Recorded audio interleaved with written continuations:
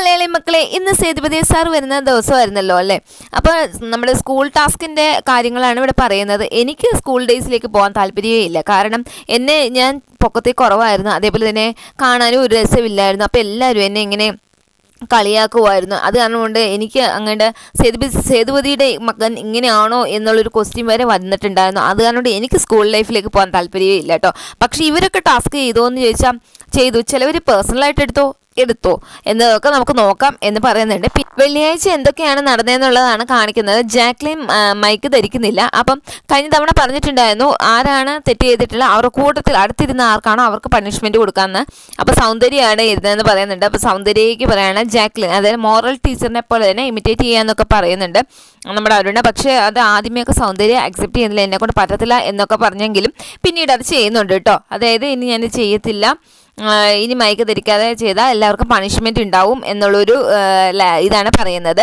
പിന്നീട് GoIBയുടെ പാസ്പോർട്ട് വരികയാണ്. നമ്മുടെ മഞ്ജരിയും അതേപോലെ തന്നെ വിശാലുമാണ് ബെസ്റ്റ് പെർഫോമറായിട്ട് കഴിഞ്ഞ ദിവസം തിരഞ്ഞെടുത്തിട്ടുണ്ടായിരുന്നു. അവർക്ക് സ്റ്റാമ്പ് ചെയ്യുകയാണ് നമ്മുടെ അരുണ്. അത് കഴിയുമ്പോഴത്തേക്ക് അരുണിനോട് പറയുകയാണ് ആ കേപ്പ് അഴിച്ച് ബിഗ് ബോസിന് കൊടുക്കാൻ പറയുന്നുണ്ട്. അത് കഴിയുമ്പോഴത്തേക്ക് നമ്മുടെ തർഷികയുടെ മുത്തുകുമാർ പറയണ സൗന്ദര്യമാണ് എനിക്ക് പേടിയുള്ളത്, നല്ല ബെസ്റ്റ് ഗെയിമറാണ്, ഇന്ന ആഴ്ചയിൽ ഇന്ന പോലെ ചെയ്താൽ ഇന്ന പോലെ വെളിയിലേക്ക് പോകും എന്ന് മുത്തുകുമാർ പറയുന്നുണ്ട്. നമ്മുടെ തർഷികയും എസ് വെക്കുകയാണ് കേട്ടോ. അത് കഴിയുമ്പോഴത്തേക്ക് നമ്മുടെ സേതുപതി സാർ കാണിക്കുകയാണ്. എന്നിട്ട് പറയണ വർഷിനിയോട് ചോദിക്കുന്നത് എങ്ങനെ ഉണ്ടായിരുന്നു കഴിഞ്ഞ ആഴ്ച. അപ്പോൾ സ്കൂൾ ടാസ്കിനെ പറ്റിയാണ് എല്ലാവരും സംസാരിക്കുന്നത്.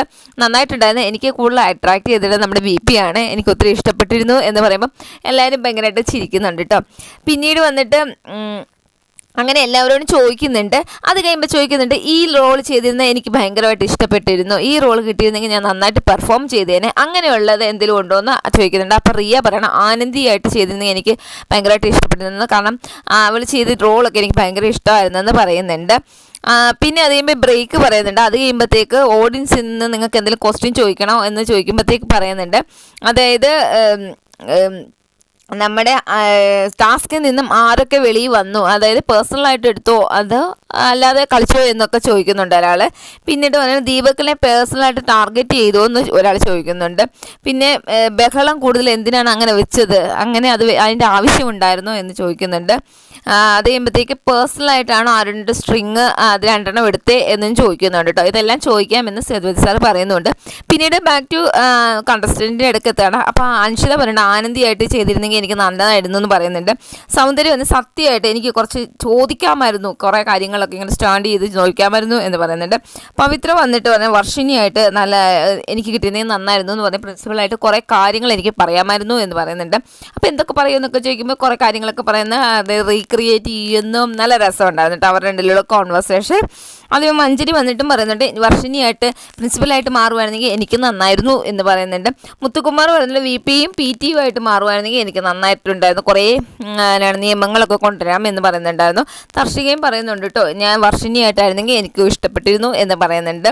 അപ്പം പിന്നീട് വന്നിട്ട് ബിബി സ്കൂൾ എന്ന് പറയുന്നത് ഒരു കഥയായിട്ട് കാണിക്കുമെന്ന് ഇച്ചിരി കൂടെ നന്നായിട്ടുണ്ടായിരുന്നു എന്ന് സേതുപതി സാർ പറയുന്നുണ്ട് കേട്ടോ. അടുത്തത് വന്നിട്ടാണെങ്കിൽ ഇനി സ്കൂൾ ലൈഫിലേക്ക് എനിക്ക് പോവണ്ട, അല്ലെങ്കിൽ എനിക്ക് സ്കൂൾ ലൈഫിൽ തന്നെ ഇരുന്നാൽ മതി, അത് കിട്ടിയിരുന്നെങ്കിൽ നന്നായിരുന്നു എന്ന് ഉദ്ദേശിക്കുന്ന ആരൊക്കെ ഉണ്ടെന്ന് ചോദിക്കുമ്പോഴത്തേക്ക് നമ്മുടെ ജാക്ക് എന്നിട്ട് പറയണേ എനിക്ക് സ്കൂൾ ലൈഫിലേക്ക് പോകണ്ട, ഞാൻ കാരണം കുറേ അധികം സ്ട്രഗിൾ ചെയ്തിട്ടുണ്ട്, അതാണ് എനിക്ക് പോവണ്ട എന്ന് പറയുന്നുണ്ട്. മഞ്ജരി പറയുന്നുണ്ട് ഇപ്പോൾ പഠിക്കാനാണെങ്കിൽ എനിക്ക് പോകണം, പക്ഷെ അന്നത്തെ അതിന് കുറേ റെസ്ട്രിക്ഷനും ഒക്കെ ഉണ്ടായിരുന്നു, അതാണ് എനിക്ക് പോവണ്ട എന്ന് പറയുന്നുണ്ട്.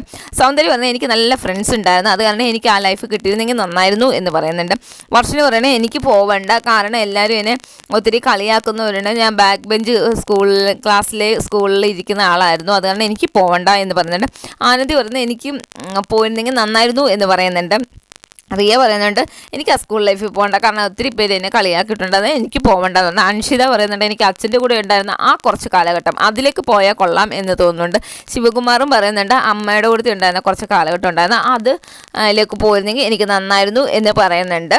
അത് കഴിയുമ്പോഴത്തേക്ക് അപ്പോൾ സേതുപതി സാർ പറയുകയാണ് എനിക്ക് സ്കൂൾ ലൈഫിലേക്ക് പോകണ്ട, കാരണം എനിക്ക് പൊക്കമില്ലായ്മ, അതേപോലെ ഒരു പെങ്കൊച്ചു പോലും എന്നെ നോക്കത്തില്ലായിരുന്നു, അതേപോലെ സേതുപതിയുടെ മകൻ ഇങ്ങനെയാണോ എന്നുള്ള ക്വസ്റ്റ്യന്, അതേപോലെ പല കാര്യങ്ങളിൽ എന്നെ മാറ്റി നിർത്തുന്നത്, അതൊക്കെ കാരണം കൊണ്ട് എനിക്കും പോകണ്ട എന്നുള്ളതാണ് എൻ്റെ പേഴ്സണൽ ഒപ്പീനിയൻ എന്ന് പറയുന്നുണ്ട്.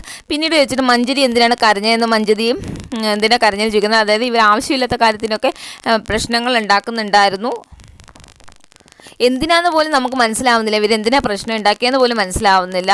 അപ്പം നമുക്ക് അത് ദേഷ്യവും എല്ലാം കൂടെ വന്നപ്പോഴാണ് കരഞ്ഞത് എന്ന് പറഞ്ഞിട്ട് പിന്നെ മഞ്ചേരി, ജാക്ലിന്, ജെഫ്രി, അരുണ്, ശിവകുമാർ, വർഷിനി ഈ സ്റ്റാഫ്സ് ആയിട്ടുള്ളവരെല്ലാം എക്സ്പ്ലനേഷൻ കൊടുക്കുന്നത് ഇവരെന്താണ് ചെയ്ത് കൂട്ടിയെ പേഴ്സണലായിട്ട് എടുത്തു എന്നൊക്കെ പറയുന്നുണ്ട്. പേഴ്സണലാണ്, ക്യാരക്ടറിൽ നിന്ന് പോയി, നമ്മുടെ റാണവ് പോയി, ക്യാരക്ടർ അല്ലായിരുന്നു, പേഴ്സണലായിട്ട് കുറേ കാര്യങ്ങൾ എടുത്തു എന്നൊക്കെ പറയുന്നുണ്ടായിരുന്നു. സ്റ്റാഫ്സ് എല്ലാം ഒരുമിച്ച് പറഞ്ഞിട്ട് ഓവറായിരുന്നു ഇവർ ഭയങ്കരമായിട്ടും. ഞങ്ങൾക്ക് എങ്ങനെ കൈകാര്യം ചെയ്യണമെന്ന് പോലും അറിയത്തില്ലായിരുന്നു എന്ന് പറയുന്നത്. ഏറ്റവും അവസാനം ദീപകിനോട് എന്താ ഇവിടെ പ്രശ്നമെന്ന് ചോദിക്കും പറയണം.